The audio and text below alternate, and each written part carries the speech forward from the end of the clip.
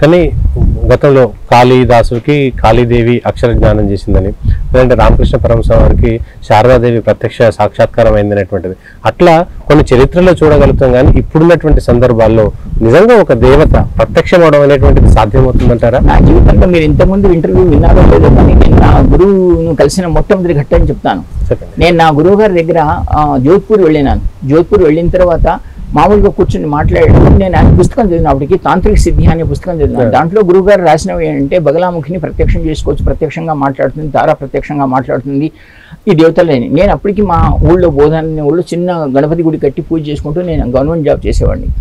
అయితే నాకు ఆయన పుస్తకం చదివిన తర్వాత కుతూహలం అయిపోయింది. మొదటి నుంచి కొద్దిగా అధ్యాత్మంలో మా అమ్మ నాన్న ఉండడం బట్టి ఉంటే నేను ఆయన దగ్గరికి కలవడానికి వెళ్ళాను. వెళ్ళిన తర్వాత ఆయన దగ్గర కూర్చొని నేను అడిగింది ఏంటంటే, గురుగారు మీరు పుస్తకాలు ఇలా రాసినారు, ఈ కలియుగంలో దేవతలు ప్రత్యక్షం అవుతారా అని అడిగినాను ఆయన. అంటే ఆయన నాకు అడిగిన ప్రశ్న ఏంటంటే, ఏ యుగంలోనే ఇదే సూర్యుడు, ఇదే చంద్రుడు, ఇదే నక్షత్రాలు, ఇవే చెట్లు, ఇవే నది, ఇదే సముద్రం ఉందా? అవి మారింది, ప్రకృతి మారింది, నువ్వు మారినా తప్ప అవి ఎక్కడ మారినాయి చెప్పు అన్నాడు. ఆయన అడిగిన ప్రశ్న నాకు జవాబు చెప్పింది, నువ్వు ఏ యుగాల్లో తీసుకున్నా అదే సూర్యుడు ఉన్నాడు, అదే నక్షత్రాలు ఉన్నాయి, అదే చంద్రుడు ఉన్నాడు, ఈ ప్రకృతి అవే చెట్లు ఉన్నాయి, ఇదే నది ఉంది, ఇదే సముద్రం ఉంది, అవి మారినాయా? మారింది నీవు అన్నాడు. కనుక నువ్వు ప్రకృతితో తాదాత్మ్యం ఏర్పడితే ఇప్పుడు కూడా దేవుడు ప్రత్యక్షం అవుతాడు అన్నాడు ఆయన చెప్పిన జవాబు. అప్పుడు నువ్వు ఎందుకు వచ్చినావు అంటే, పుస్తకం చదివి వచ్చి వచ్చినాను. నాకు దేవతా ప్రత్యక్షం కలిగజేస్తారా అని డైరెక్ట్గా ప్రశ్న అడిగిన ఆయన నన్ను. నేను చాలా మంది వేరే గురువులతో అడిగినప్పుడు, ఏమరా ఈ కలియుగంలో గురువు దేవతలు ప్రత్యక్షం అవుతారా, ఎట్లా మాట్లాడతావు, ఇలా అన్నవాళ్ళు చాలా మంది నా చేతిలో పోయినారు. కానీ ఆయన నేను అడిగినప్పుడు, నేను దేవత ప్రత్యక్షం చేసుకుంటాను గురించి అంటే, ఏ దేవతను ప్రత్యక్షం చేసుకుంటావు అన్నాడు తప్ప నువ్వు చేసుకుంటావా చేసుకోవని అడగలేదు. సాధ్యం కాదు అవుతుంది అని ఏమీ అనలేదు. డైరెక్ట్గా ఏ దేవతను చూడదలుచుకున్నావు. నేను అప్పుడు అన్నది ఆయన ఏంటంటే, అయ్యా నేను మా ఊళ్ళో చిన్న గణపతి గుడి కట్టినాను, శ్రీ గణేశాన్ని అంటారు, నేను గణపతి దేవుడిని చూడదలుచుకున్నాను అన్నాడు. అంటే నువ్వు ఇక్కడ ఎన్ని రోజులు ఉంటావు అన్నాడు. గురు దీక్ష తీసుకుంటే నేను నీకు నీ దేవతా దర్శనం ఇప్పిస్తాను అన్నాడు. నాకు అప్పటికి మా ఇంట్లో శంకరాచార్య పరంపర, నేను దేవుడిని ఏ పరంపరలో ఉన్నవాళ్ళు అది వేరే తీసుకోవాలో లేదో తెలియదు నాకు. నేను ఒక్క కండిషన్ అని పెట్టినాను, మీరు కనుక గణపతి దర్శనం ఇప్పిస్తానంటే నేను ఇప్పుడు దీక్ష తీసుకుంటాను అన్నాను. కండిషన్ పెట్టారు. నువ్వు దీక్ష తీసుకోన్నారు. 2వ రోజు పొద్దున దీక్ష తీసుకున్నాను. తీసుకున్న తర్వాత ఆయన ఏమన్నారంటే, నువ్వు 3 రోజులు ఈ జోధ్పూర్ ఆశ్రమంలో నేను ఒక మంత్రం చెప్తాను, నిలబడాలి, ఒక చేతిలో దీపం ఇస్తాను, ఆ దీపం ఒక చేతిలో పెట్టుకొని 2వ దీపంలో మాల పెట్టుకోవాలి, నేను చెప్పిన మంత్రం చెప్పాలి, నువ్వు చేయాలి అన్నాడు. మళ్ళీ ఒక ప్రశ్న అడిగాను, గణపతి ప్రత్యక్షం అవుతాడా అండి అన్నాడు. అదే కుతూహలం. మళ్ళీ నువ్వు చెయ్యి తర్వాత చెప్తా అన్నాడు. అప్పుడు ఆయన దగ్గర కింద ప్రెస్ ఉండేది, జోధ్పూర్ తన ఆశ్రమంలో పైన సాధన స్థలం ఉండేది, సాధన రూమ్ ఉండేది, చాలా మంది సాధన చేసేవాడు.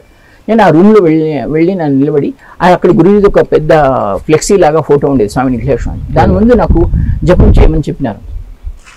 ఒక చేతిలో దీపం పట్టుకున్నాను, ఇంకో చేతిలో జపమాల. కానీ గంట సేపటికి నా చేతులు లాగడం మొదలెట్టింది. అది ఆయనకు తెలుసు నా లాగుతుందని. ఆ ఋషుల దగ్గర ఉండే కట్టెని నా చేతి కింద పెట్టేసేసి దాని మీద చేతిని ఆనించేసినారు. మొదటి రోజు నేను జపం చేసే వరకు 16 గంటలు పట్టింది. 16 గంటల కంటిన్యూస్ కాళ్ళు చేతులు వణుకుతున్నాయి. అయినా 16 గంటలు పూర్తి చేసినాను. 2వ రోజు 12 గంటల్లో పూర్తి చేసినాను. 3వ రోజు 10 గంటలు. ఇంకా ఒక అరగంటలో జపం పూర్తి అవుతుంది అనగా గురుజీ వెనకలు వచ్చినారు. వచ్చి ఊరికి నా దగ్గర చూసి తలుపుతున్నారు, జపం అయిపోయిందా? అయిపోయింది, ఇంకో మాల అయితే నా జపం అయిపోతుంది అన్న దృక్పథంతో మాట్లాడాను. అయితే నా వెనుక ఉన్న వాళ్ళందరినీ రూమ్ నుంచి ఖాళీ చేయించేసి తాను రూమ్ పెట్టేసేసి తను వెళ్ళిపోయినారు. వెళ్ళిపోయిన తర్వాత నేను అక్కడ జపం చేస్తూ చివరి మాల ఇంకా నా జపం అయిపోతుంది అని అంటున్నాను. ఇంకా 10 మణులు మాత్రమే ఉన్నాయి. ఒక్కటేసారి ఆ రూమ్లో పెద్ద వెలుగు ఏర్పడింది. నా కళ్ళు చెదిరిపోయినాయి. ఏం బల్బ్ ఏమైనా వెలుగు వచ్చిందా అని చూసినాను, ఏం వెలుగు లేదు. అది ఆ వెలుగు వచ్చేసరికి నా మాల కదులుతలేదు. ఆ వెలుగు చూస్తున్నాను, ఎక్కడి నుంచి వచ్చిందని దీంతో ఆ వెలుగు సామాన్యంగా గణపతి ఆకారంలో మారిపోయింది.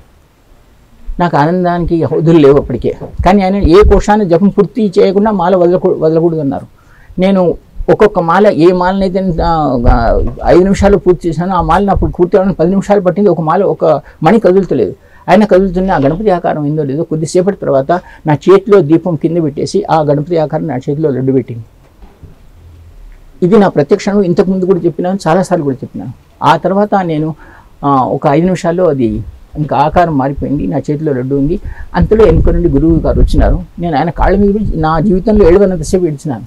అంటే ఇప్పటికీ ఈ సాధనలు ఉన్నాయా అని చాలాసేపు ఆయనతో ఇది బాగా చేసినాను. కానీ అది అయిన తర్వాత ఆయన నాకు చెప్పేసేసి నీ కోరిక రెండోసారి వచ్చేసినాను.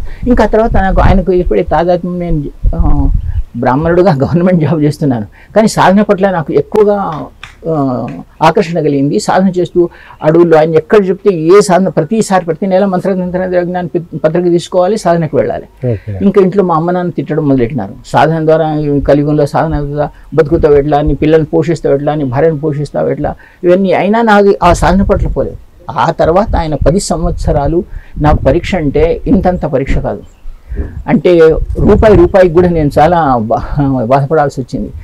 దగ్గర ఉన్న వాళ్ళు, బంధువులు వీళ్ళంతా దూరం అవ్వడం మొదలెట్టినారు, వీడెక్కడ పైసలు అడుగుతాడో అని. ఇంతటి పరిస్థితి ఏర్పడింది. చివరికి 3 జూన్ 1993 నాకు బాగా జ్ఞాపకం ఉంది. 93 పోయి ఇంకా చెప్పుకునే పరిస్థితులు లేకుండా పోయి ఆయన ఢిల్లీ ఆశ్రమంలో ఉన్నారు. ఏమైంది జోషి ఇటు వచ్చినామన్నారు.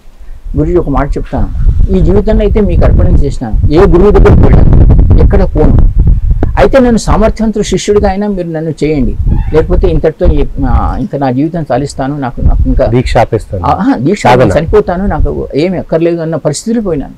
నేను అంటే ఓర్చుకోలేకపోయినాను. నా దగ్గర డబ్బులు లేవు, సంసారం, అందరూ ఎగతాళి చేయడం. ఆయన దగ్గర పోయినప్పుడు నేను డిప్యూటీ కలెక్టర్ అవుతాను, పరీక్ష రాసినప్పుడు పరీక్ష రాసి ప్రిలిమ్స్ పాస్ అయినా, రెండో దానికి ఏదో SC ST వాళ్ళది అది రిజర్వేషన్ రాగానే ఆ పరీక్ష క్యాన్సిల్ అయిపోయింది, అది అట్లయిపోయింది. ఆయన చేస్తాను అది కాలేదు. అంటే ఎన్ని అవమానాలు అనుభవించాలో, ఎంత అనుభవించాలో అవన్నీ అనుభవించినాను. 3 జూన్ 1993 రోజు ఆ రోజు పిలిచేసి నన్ను చూసి నవ్వినారు. నవ్వి నా వీపు మీద తట్టి నీ బట్టలు విప్పేసే అన్నారు మొత్తం. ఆయన ఆ రోజు తన కాలి గూటితో ఏం దీక్ష ఇచ్చినాడో తెలియదండి. ఆ దీక్ష ఇచ్చిన తర్వాత నేను మళ్ళీ తిరిగి చూడలేదు. నాకు ధనం కానీ, యశస్సు కానీ, కీర్తి కానీ, ఇది కానీ ఆయనలో అంత శక్తి ఉన్నదని ఆ రోజు చెప్పేసి ఒకటే మాట అన్నారు, జోషి నువ్వు నా పరీక్ష स्वामी निखिलेश्वरानंद की परीक्षा में पास होना मामूली बात नहीं है जोशी, तू परीक्षा में पास हुआ, तुझे पलट के देखने की कोई ज़रूरत नहीं है. ఆ రోజు నుంచి ఈ రోజు వరకు వెంకపల్లి చూడలేదండి. ఇది జరుగుతోంది. ఆ యొక్క యోగ్యుడైన గురువు అని నేను ఏమంటే అతనికి సమర్పితమై మనం ఉంటే, ఆయన సమర్పణ పట్ల ఏ విధంగా అయితే ఒక భార్య తాళి కట్టిన తర్వాత ఇతనే నా భర్త అని మంచి చెడ్డలో నిలబడుతుందో, ఆమె జీవితంలో యశస్సు అట్లే ఒక శిష్యుడు తన గురువు పట్ల ఆ సామర్థ్యంతో, ఆ సమర్పణతో ఉంటే నేను ప్రపంచంలో సాధించింది లేదని చెప్పగలుగుతాను. నేను ఉదాహరణ.